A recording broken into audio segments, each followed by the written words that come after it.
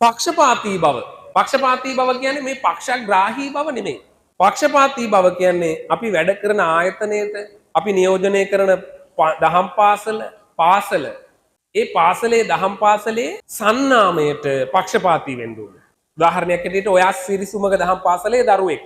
ඔයා හැම වෙලේම මේ දහම් පාසලේ නම පරිස්සම් කරන දරුවෙක් වෙන්න ඕනේ. ඔයාගේ හිත ඇතුලේ මේක තියෙන්න ඕනේ. ඇයි හේතුව?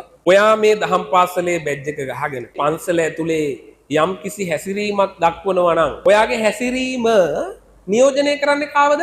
දහම් පාසල. සිරිසුමග දහම් පාසල. මොකක් හරි ප්‍රශ්නයක් ගැටලුවක් වුණොත් ඔයාගේ පෞද්ගලික නමින්ද කියන්නේ සිරිසුමග දහම් පාසලේ මෙන්න මෙහෙමයි. අපේ දරුවෙක් යම් තැනක ගිහිල්ලා පළවෙනි ස්ථානය දෙවෙනි ස්ථාන ලබා ගන්නවා මොන හරි තරඟකින්. ඒක කාටද නම එන්නේ මුලින්ම ඔයාගේ නම කියනවා. හැබැයි ඒත් එක්කම මොකද්ද නියෝජනය වෙන්නේ? සිරිසුමග දහම් පාසලේ ළමෙක් මෙන්න මේ ස්ථානය අරගෙන. තේරුණාද?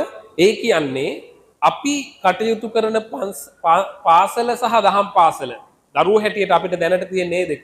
ඒ අපේ ආයතනයට අපි පක්ෂපාතී වෙන්න ඕනේ. අපේ දහම් පාසලට විරුද්ධ ප්‍රතිවිරෝධයක් ගොඩනැගෙන තැනකදී අපි දහම් පාසල වෙනුවෙන් පෙනී ඉන්න ඕනේ. මේක පටල ගන්න එපා.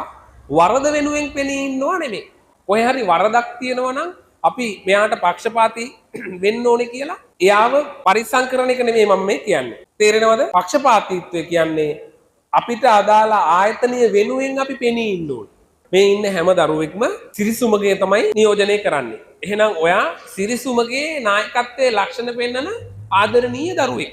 ඒ කියන්නේ ඔයා මේ දහම් පාසලට පක්ෂපාතී. ඔයා මොකක් හරි වරදක් කරොත් ඔයාගේ පාසලේ නමින් යන්නේ. බලන්නකො ප්‍රවෘත්තිවලට එහෙම යනකොට සාමාන්‍ය රූපවාහිනිය බලාගෙන ඉන්නකොට කොහේ හරි ඉස්කෝලේක හරි ආයතනයක හරි ප්‍රශ්නයක් වුණොත් ඒ ළමයාගේ නමින් කොහේ හරි කියනවද? මෙන්න මේ දරුවා මෙන්න මෙහෙම වරදක් කරලා කියලා. නෑ, මෙන්න මේ පාසලේ මෙන්න මෙහෙම දරුවෙක් අතින් යමක් වෙලා දරුවෙක් කියලා අනියමාර්ථයෙන් කියනවා නමක් නිශ්චිත නමක් කියන්නේ දරුවගේ නම කියන්නෙම නෑ. වරද වෙච්ච කෙනාගේ නම කියන්නේ ආයතනයේ නම තමයි කියන්නේ. ඒ කියන්නේ ඔයා පක්ෂපාතීව ඒ ආයතනයට වැඩ කරලා නෑ. පක්ෂපාතීව ජීවත් වෙලා නෑ.